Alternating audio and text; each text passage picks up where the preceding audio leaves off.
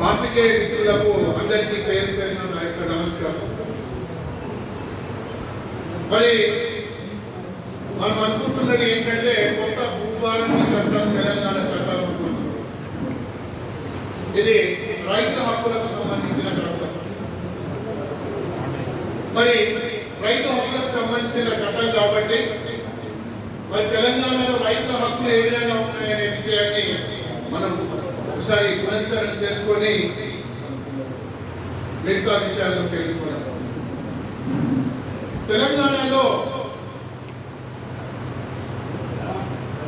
చాలా సంవత్సరాల పాటు మన తెలంగాణ నిజాం పాలనలో జరిగింది.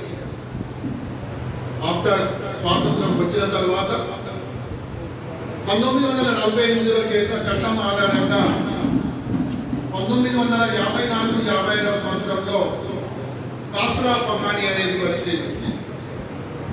కాస్రా పహానీలో రైతుల యొక్క సర్వే నంబర్ ఏంటిది, ఆ భూ సమతం ఎంత, రైతు పట్టదారు పేరేం పేరు, అనుభవదారు పేరేం పేరు అనే విషయాలు రావడం జరిగింది.